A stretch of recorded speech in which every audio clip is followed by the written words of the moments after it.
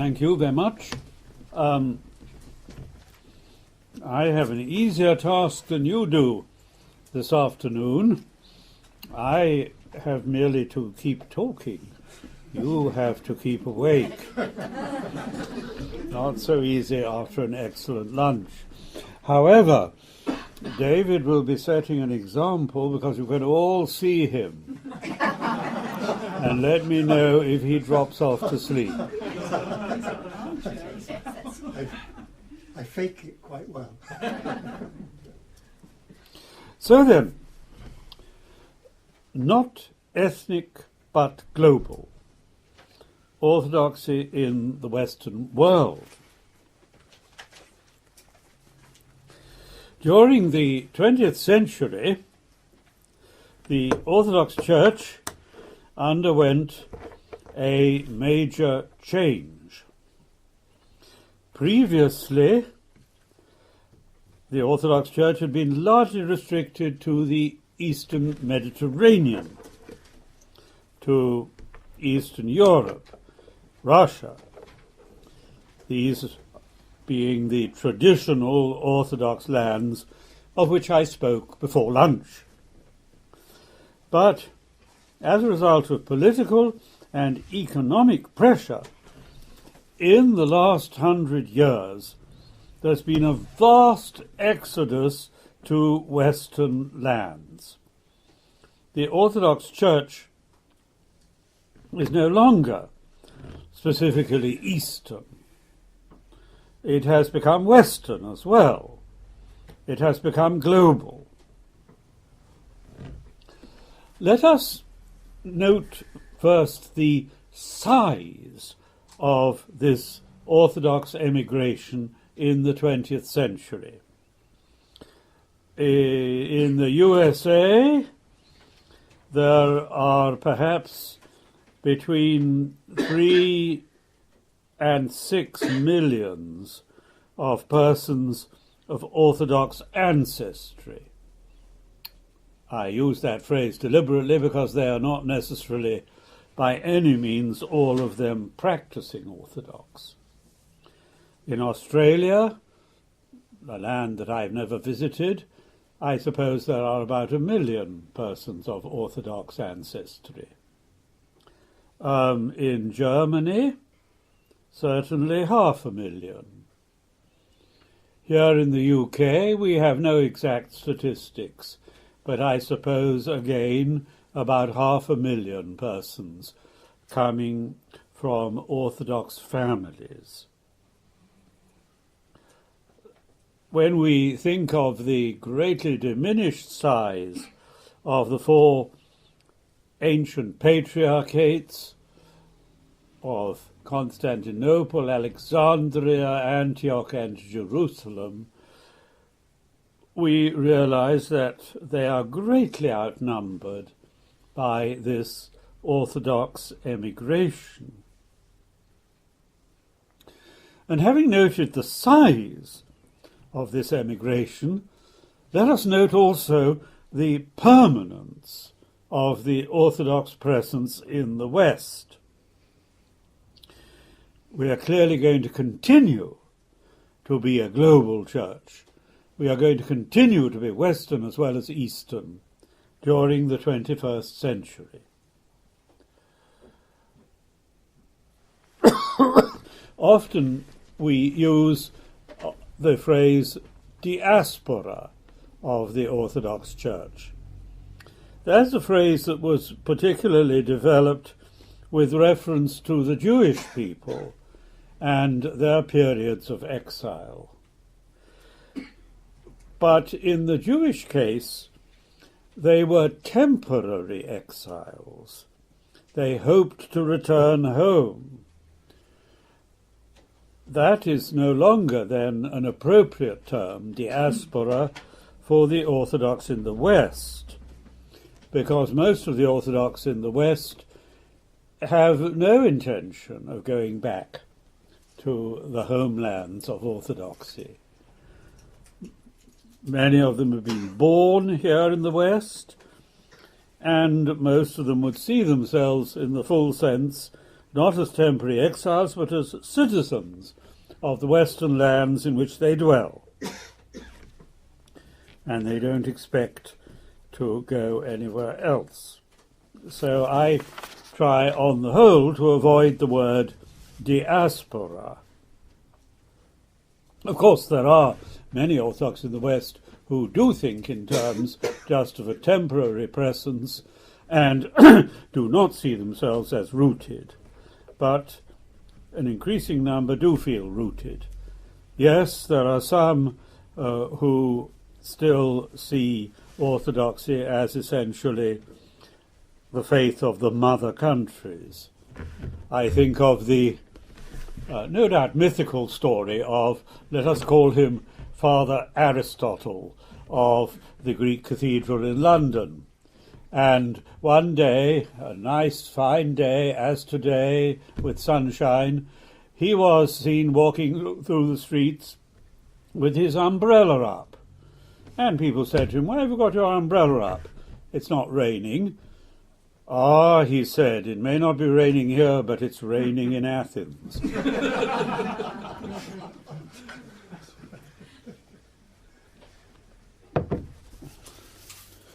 Now, the effect of this situation of emigration, of settlement in non-Orthodox countries upon the life of the Orthodox has been, in many cases, to force us back upon the essentials. Here in the West, we can no longer see Orthodoxy as a national church playing a role in the total life of the community in which we live. We are a minority. But this makes us distinguish in our minds, now that we are no longer members of a national church, of a church with a privileged position in the state and in education, what is our essential position as Orthodox? We are forced back upon the one thing needful, upon the Eucharist. The parish acquires an importance among the émigré Orthodox such as it did not have in recent centuries in the traditional Orthodox countries. On the whole, our local parish, that is all that we have in the way of a distinct, explicit Orthodox identity. Now, looking at the situation of Orthodoxy in the West, let's call to mind the basic problem. And this is fragmentation. Here in the West, we have a plurality of jurisdictions. Jurisdiction is not a very attractive word. Alexander Solzhenitsyn said it's not to be found in the Gospels. Well, actually, it does occur at least once in the authorized version of Scripture. Luke 23:7. As soon as Pilate heard that Jesus belonged to Herod's jurisdiction, he sent him to Herod. So that's the context in which the word jurisdiction is used in Scripture.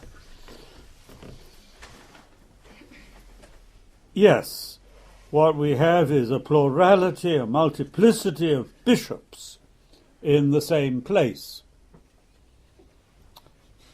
And yet, the First Ecumenical Council of Nicaea, in its 8th canon, specifically says there should not be more than one bishop in each city. Well, how many bishops have we got, Orthodox bishops, in the city of London, or for that matter, still worse, in the city of New York?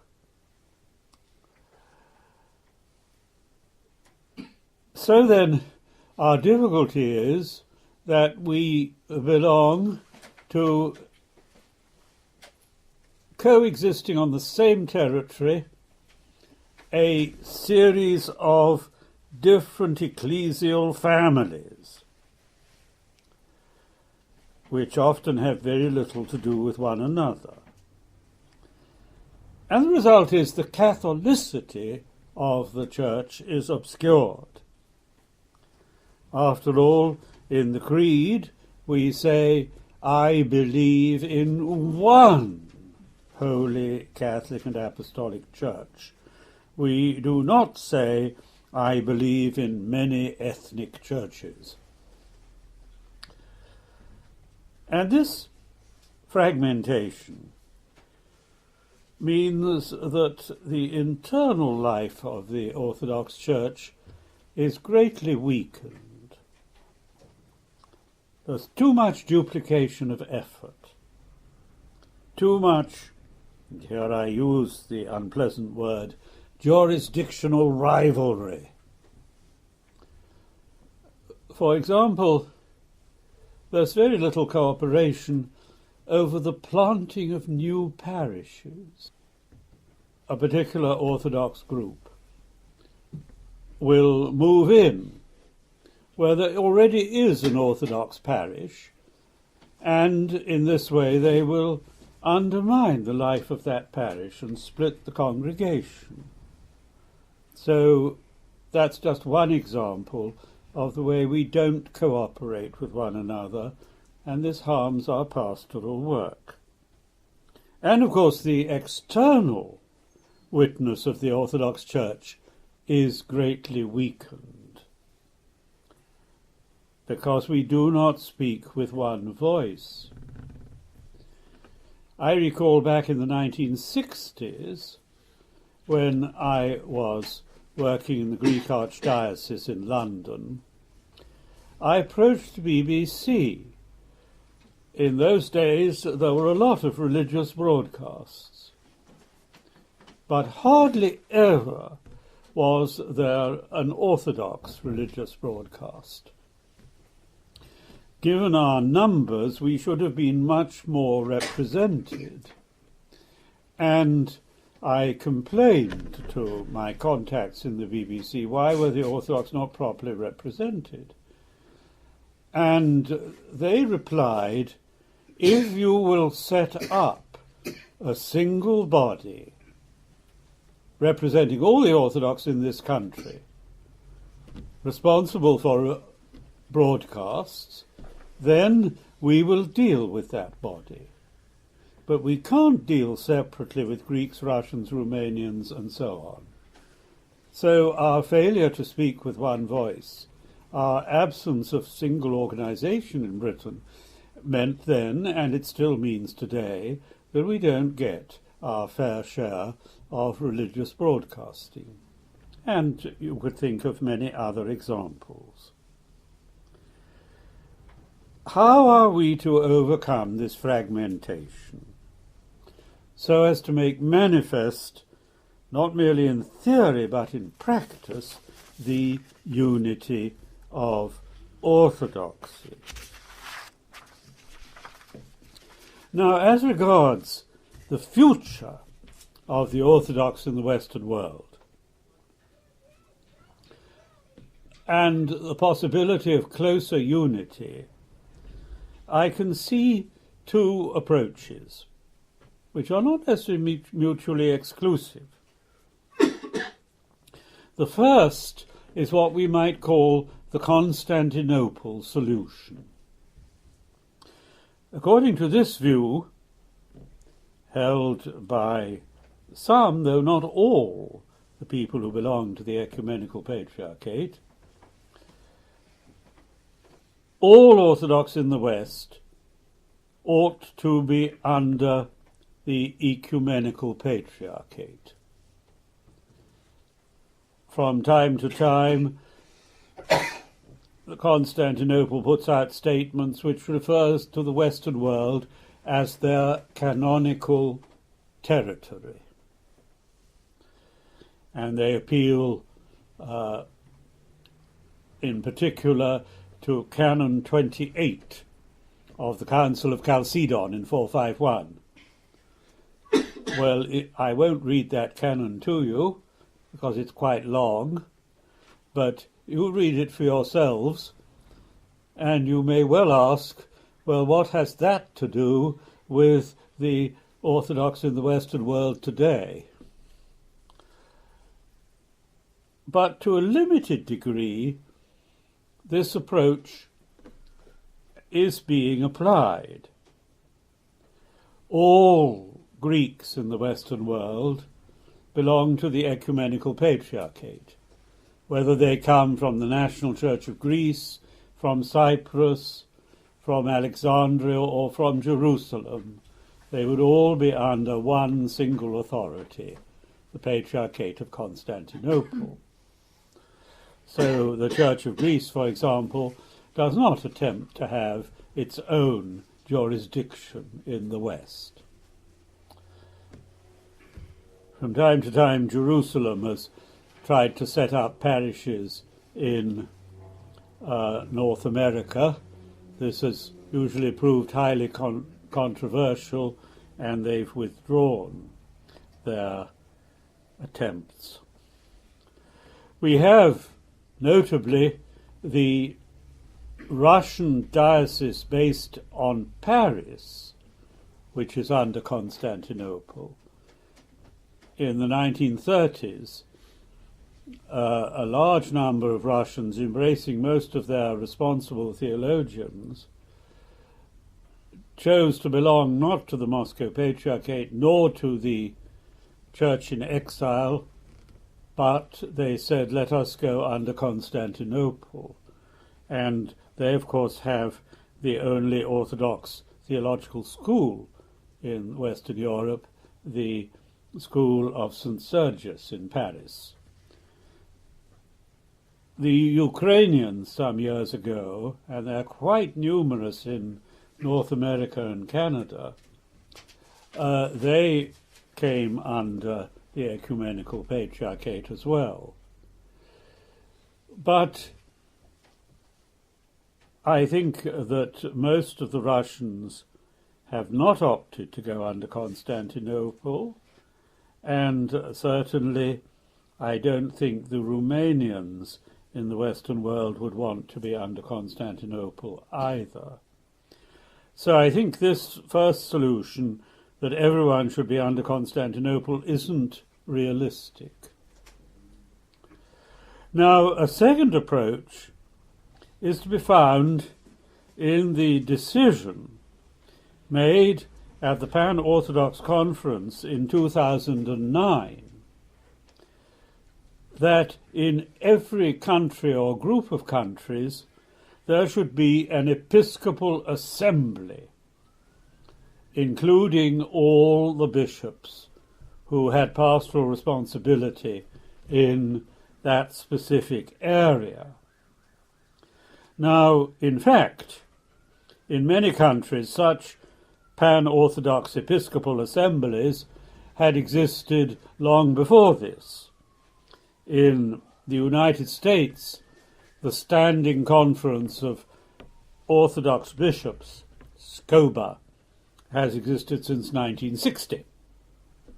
In France, there have been inter-Orthodox episcopal assemblies since the 1970s. But in Great Britain, we had no such inter-Orthodox assembly until this decision in 2009. Now we do have a pan-Orthodox Episcopal Assembly that meets in London. It meets only twice a year for about 3 hours in the morning, when we are then given a festal lunch, but that more or less finishes us off for serious business in the rest of the day. And we have 3 subcommittees, one theological, one educational, one liturgical, who perhaps will do more effective work than the main assembly. Here in I shouldn't say Great Britain, but the British Isles, because it includes the Republic of Ireland as well, we have altogether 14 Orthodox bishops who have some pastoral responsibility. They are not all of them resident in Great Britain. The Serbian bishop, for example, lives in Scandinavia. The Bulgarian bishop is in Germany. The Romanian Metropolitan is in France. But they all have parishes in England, so in principle they all should be represented. So perhaps these episcopal assemblies, now existing in almost every country of the Western world, will lead to a growing cooperation and will lead eventually to the establishment of a single Orthodox Church in each country. How are you doing, David? Now, I can see a possible sequence here. I can see 3 stages in inter-Orthodox relations in the West. The first stage is where you have merely friendly contacts, informal cooperation. For example, getting together once a year for a pan-Orthodox Vespers. That was our situation in England until 2009. We exchanged Christmas cards, but we didn't do anything much more than that. Otherwise, each Orthodox diocese in Britain went its own way. The second stage is to have episcopal assemblies, to get all the bishops in a given area to meet together. And that we are now doing in Britain. But this is much more highly developed, for example, in France, where the bishops don't just meet for 3 hours, they meet for 3 days. They have a residential meeting. And I think they don't just have 3 committees, they have about 20 committees, dependent on the Episcopal Assembly. Now, the limitation here is that these Episcopal Assemblies are purely consultative. We merely exchange ideas, but we don't at present have the power to make decisions that are binding on all our members. If we choose to disagree, well, we just have to go on living with that. So, beyond this second stage, I can see a third stage where instead of just having an episcopal assembly, we would have a true local synod. A group, that is to say, that would no longer be purely consultative. A group that would have a definite canonical status. A body that could be decision-making in an authoritative way. Now, I can see here 2 possible stages. First, even with a local synod, we might continue to have the coexistence of overlapping national dioceses. All the bishops would sit on the same local synod, but you would still have a Greek diocese, a Russian diocese, a Serbian or Romanian or Bulgarian diocese, parallel and side by side. But all the bishops would together sit on a synod and would together make decisions that would be binding on their different dioceses. So you would have an intermediate situation where the parishes and the bishops would have a loyalty to the local synod, but they would still continue their links with the mother church. But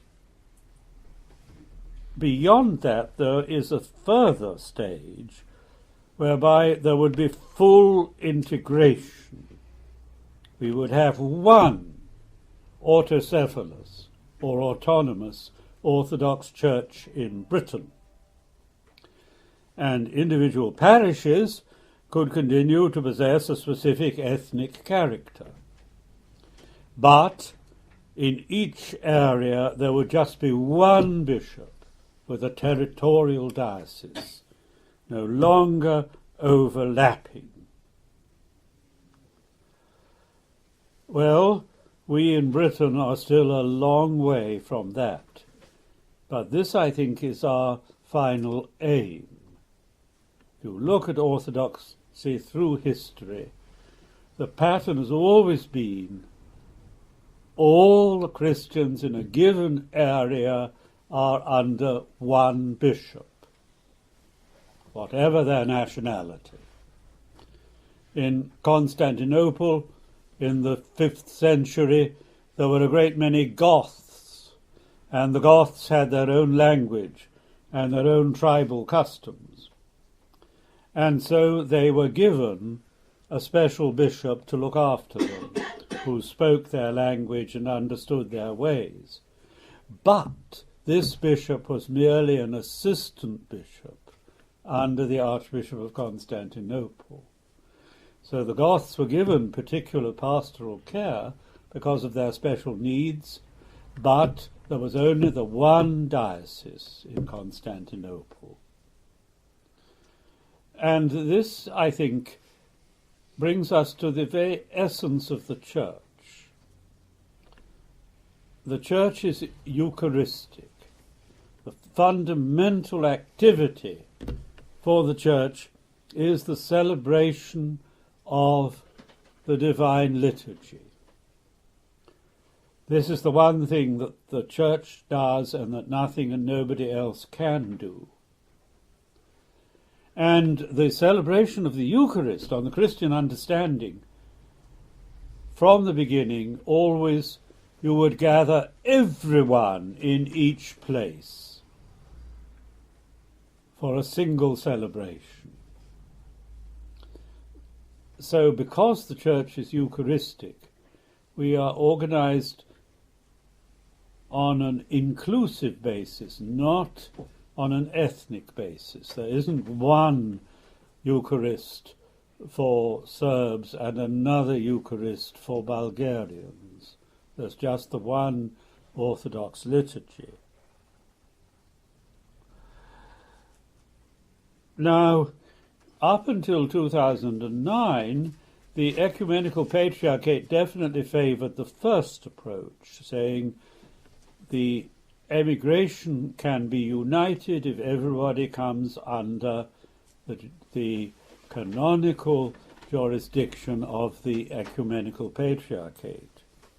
But I think since 2009, the Patriarch has shifted, and he now supports the creation of local episcopal assemblies in each place, and sees that as the way forward, not asserting exclusive claims for Constantinople, but saying the real solution is for us all to grow together. I see the crucial stage in the evolution towards a single Orthodox Church as between the second and third stage. We're at the second stage in Britain with an episcopal assembly, but we need to convert this into a real local council. That would be the decisive step forward. But there is a difference of approach in the Orthodox Church today. The Russian Church, by and large, is in favour of the creation of single local Orthodox churches in each place. And I think the Patriarchate of Antioch is probably in favour of this approach. But the Patriarchate of Constantinople is somewhat reserved about losing its jurisdiction. There are very few Christians left in Constantinople itself. The island of Crete, the Dodecanese, that continues under Constantinople, but otherwise, if Constantinople were to lose its diaspora, to use that word, then it would lose almost all its faithful. So there's much more reserve in Constantinople than there is in Russia towards this move towards single local churches. I wrote an article along the lines of what I'm saying to you this afternoon some years ago, saying that we must all try to create a single local Orthodox church in each country. And a leading hierarch of the ecumenical throne wrote a riposte to that, saying that I manifested elementary ignorance of Orthodox canon law and theology. So I continue to display elementary ignorance for your benefit. But personally, I'm in favour of the second approach of growing together gradually through local consultation. But the Romanian church is quite reserved about that.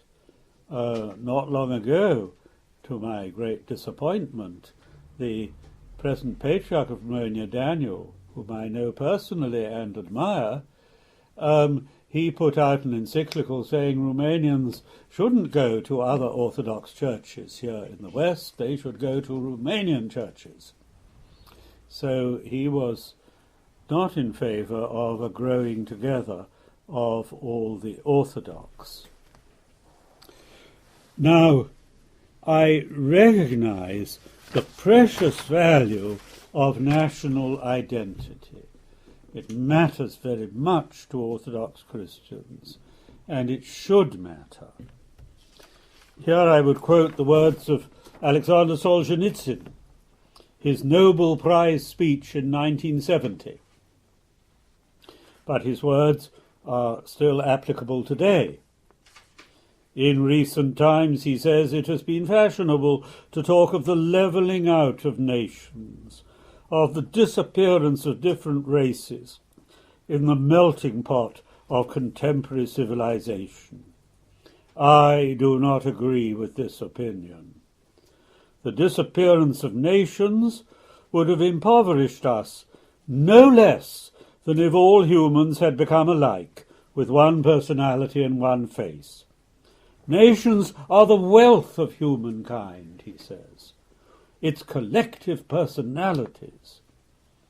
The very least of them wears its own special colours and bears within itself a special facet of divine intention. Well, I agree with Solzhenitsyn. It is significant that on the day of Pentecost, everybody spoke in their own national tongue. They didn't use Eurospeak or Esperanto. They each spoke in their own tongue. The miracle of Pentecost was not that they all used the same language, but that they used their own languages, but they understood one another. So, yes, I wouldn't wish to see our national differences disappear. I would like to quote the example of a glass of water. Now, what keeps us alive is not the glass, but the water inside the glass. But to drink the water, unless I happen to be walking on the Yorkshire moors, I need to have a glass. And that applies, I think, to our church life. What matters is the life-giving water of orthodoxy. But what makes this life-giving water available to us is that it's communicated to us in the glass. The glass acts as the means whereby we can drink the water. And the glass in this case is our different specific national identities. It's through that we acquire our Orthodox devotion. And here I think we should take note of the situation of the Orthodox Church in America. And if there are people from America here, I hope they won't be hurt by what I say.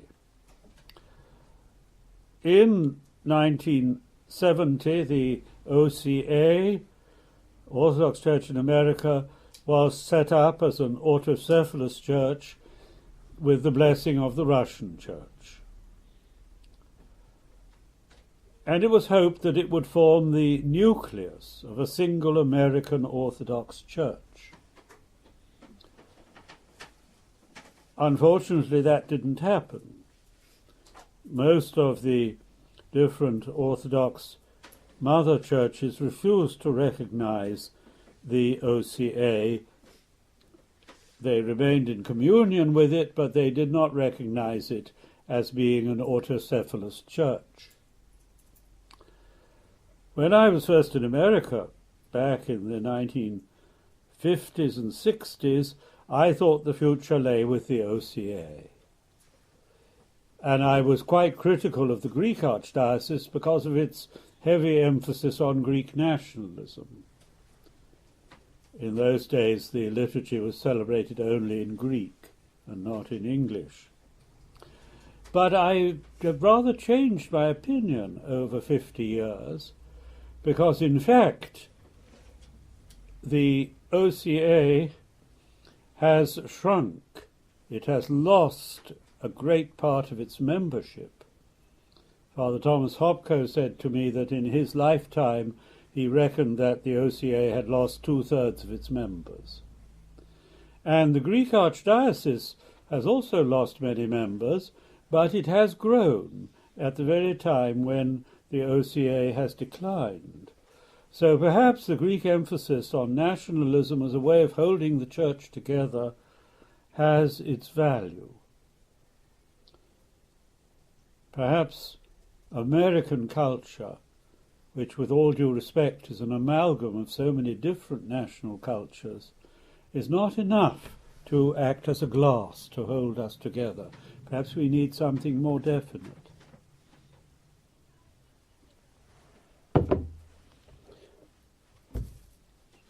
I don't think we can have a British or American Orthodox Church in quite the same sense as we have had in the past, and even today, the Greek, Russian or Serbian Orthodox Church. If you want further reflections on orthodoxy and ethnic identity, let me recommend a recent issue of St. Vladimir's Theological Quarterly, a double issue, a stout volume of some 250 pages, and it is devoted to ecclesiology and nationalism. And there are a number of very interesting articles there, even one by me, but I don't necessarily recommend that. So there is, I think, the challenge to us in the Orthodox situation of the West. How are we going to grow to a greater visible unity? We share one faith, we are in communion with one another, but we do not manifest ourselves in practice as a single church. How can we grow to greater and closer unity? Now, let me offer a little example from the Orthodox Church in the West, a case history, the Orthodox in Great Britain. And let me start with a passage from the Classical Journal for 1827, nearly 200 years ago. Here, one of the contributors says, "We were once led by a natural curiosity to attend divine service at the Russian chapel in London." That would be the Embassy Chapel, the Russian Embassy Chapel, which was the only place of Orthodox worship, I think, in 1827 in London. It was a small and ordinarily furnished room in an obscure part of the town, and the congregation consisted of some 10 or 12 persons, an undistinguishable drop in the ocean of metropolitan population. But the chanting, the ceremonies, and the pictured vestments of the priests all spoke of antiquity, and the humble place of worship and the diminutive assembly assumed an importance and a dignity in our eyes when considered as the representatives of so many ages and nations. So that was the situation of Orthodoxy in Britain in 1827. One chapel in London, the Sunday service attended by 10 to 12 people. And what is the situation today? I was looking last night at the directory put out by the Orthodox Fellowship of St. John the Baptist each year for the British Isles. They say the British Isles and Ireland, that's rather redundant.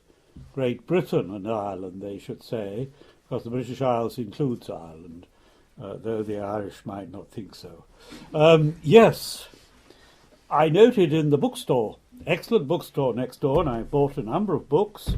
They have the 2013 edition, but there is now a later edition, 2014. So if you've bought the 2013 edition, you get your money back. Now, what is the situation today? In London, we have 40 Orthodox places of worship. 40.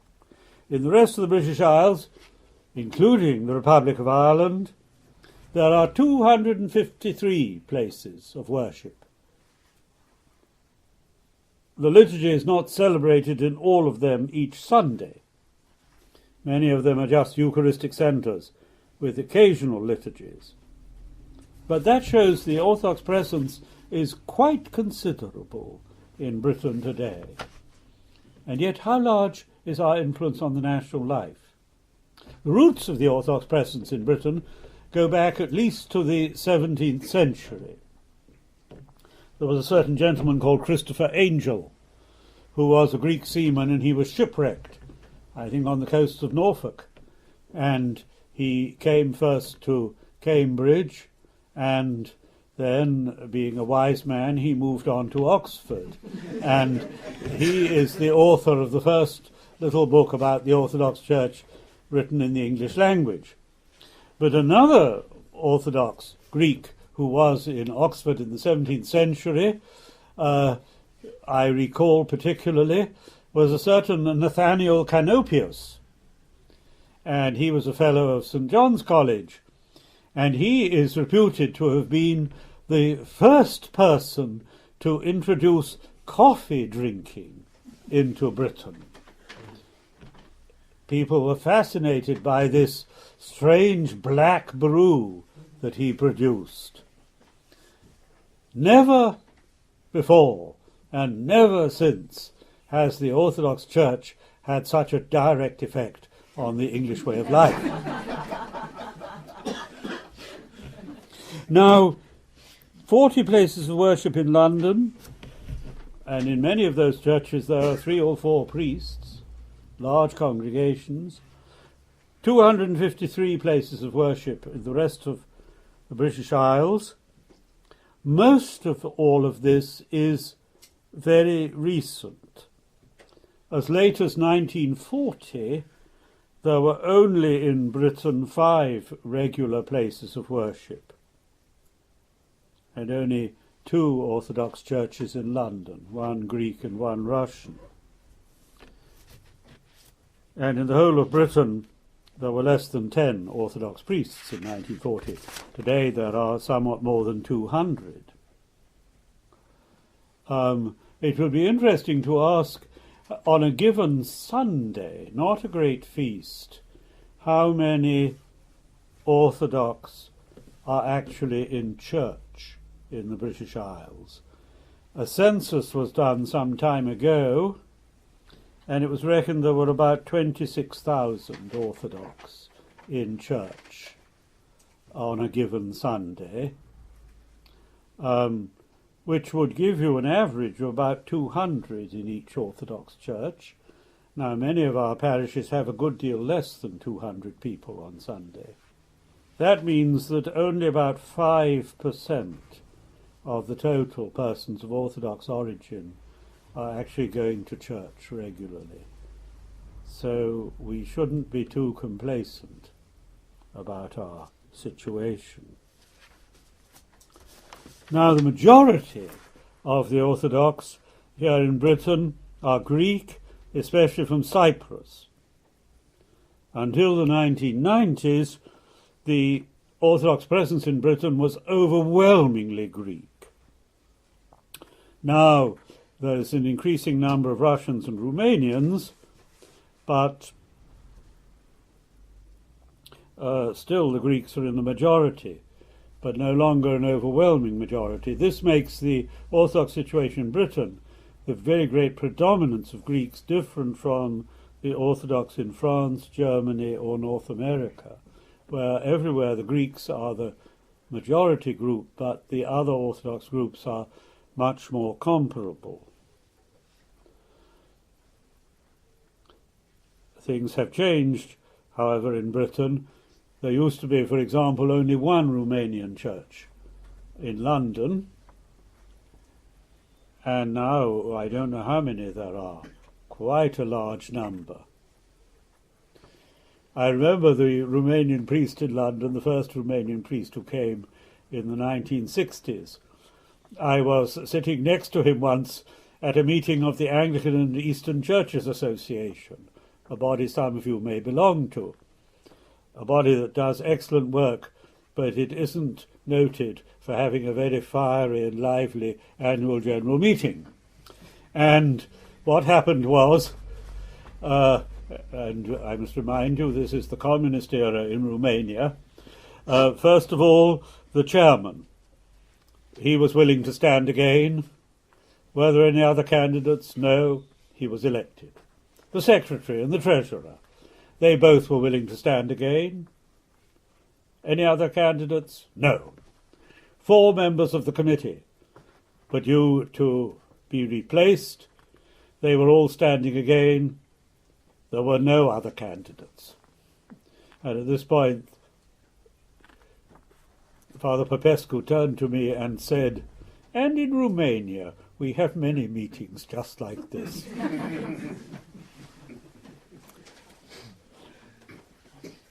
I suppose in the British Isles the total number of converts, persons of Western origin who've joined the Orthodox Church as adults, is not very large.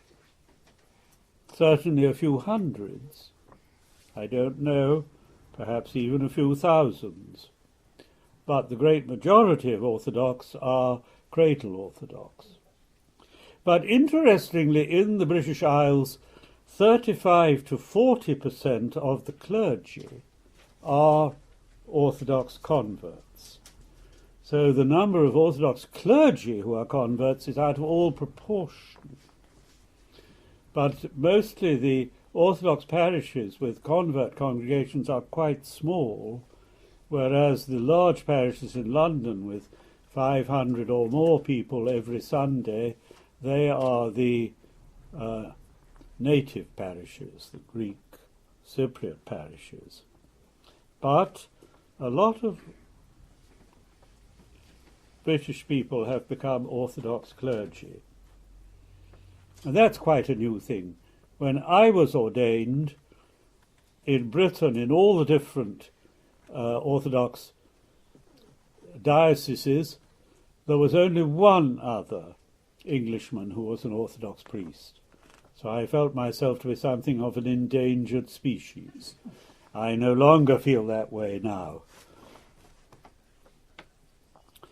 Now we might note quickly some of the strong and weak points of British Orthodoxy.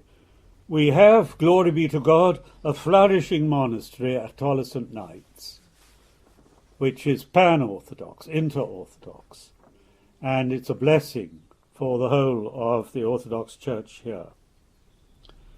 But we have no seminary, no theological school for training clergy. And still in the Greek Archdiocese, and I think this might apply to other groups as well, most of the clergy are imported from the mother countries. And surely we ought to be able to supply our own clergy. I'm afraid that of the Greeks born and brought up in England, the younger generation, very few come forward to the priesthood. And yes, I feel there is a need, at any rate in the Greek Archdiocese, I won't speak for others, for greater English. If you go to the Greek Cathedral in London, you will not hear one word of English. Not for the scripture readings, not for the sermon, not even for the notices at the end. Surely that's a situation that ought to change. Will our present expansion continue? We don't know, but don't be too sure. We are losing a very great number of our young people. There's no doubt about that. Well, that's happening to all Christian groups in Britain.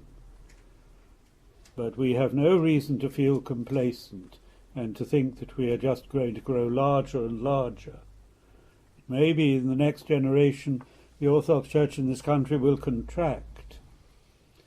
When I again can only speak for the Greek Archdiocese, I don't know the other dioceses well enough, but when I go round to some of the Greek parishes in London, I see the same people there as I saw 20 years ago.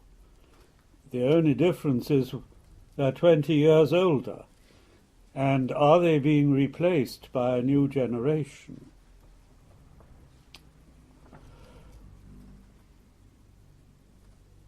A small footnote is this. Would it help our Orthodox mission in Britain if we had a Western Rite Orthodoxy? At the present moment, what is happening is we're almost all using the liturgy of St. John Chrysostom. And many of us would feel the way forward is to use this increasingly in English. But some people say here in the West we ought to revive the ancient Western liturgies and to have Orthodox worshipping in Western ways of worship. In France, since the 1930s, there's been quite an active group known as the Église Catholique Orthodoxe de France, ECOF for short. It was at one point the largest single Orthodox group in France, though it's now grown, split into various different parts and lost a lot of its faithful. Should we have the same thing in England? Is that the way forward? Well, we do have a very small Western Rite here under the blessing of ROCO, the Russian Orthodox Church outside Russia, of the Synod in America. I was looking at my directory, and I see there are Western Rite parishes, or at any rate groups, with services in Nottingham and in Poole, and also in Oxford, but they've made no effort to make any contact with the other Orthodox in Oxford. Well, I myself think that we've got enough divisions in Orthodoxy in Britain already. Let's have another one. Let's all join together with the liturgy of St. John Chrysostom in English, or mainly in English. It's time for me to end. In conclusion, looking at the future, should we be optimists or pessimists? Is the glass half full, as the optimists would say, or half empty, as the pessimists would say? Well, perhaps, but the difference between the two viewpoints is not so very great. Some years ago, when I was still at school, our debating society had as the subject that this house would be willing to taste anything once. And the sort of silly subject you have in debating societies. And I was put down to defend this viewpoint. Not knowing what to say, I turned, as we all do when baffled, to the Oxford Dictionary of Quotations. And I couldn't find anybody who had said, I would eat anything once. But I did find a gentleman not previously known to me, called James Branch Cabell, who had said, I am willing to taste any drink once. But I noted that the other thing he said, quoted in the dictionary, was, the optimist proclaims that we live in the best of all possible worlds, and the pessimist fears that this is true. Which suggests the experience of drinking anything once didn't give him a particularly cheerful outlook on life. But perhaps the difference between optimists and pessimists is not so great. My own stance as I gaze into the future of Orthodoxy in the 21st century is I'm inclined to be a short-term pessimist, but a long-term optimist. A short-term pessimist because I think we've got major problems to deal with, growing to greater visible unity, making a more serious use of the English language, doing more, but what should we do to retain the loyalty of our young people? But I'm a long-term optimist because I believe in the resurrection of Christ. Thank you.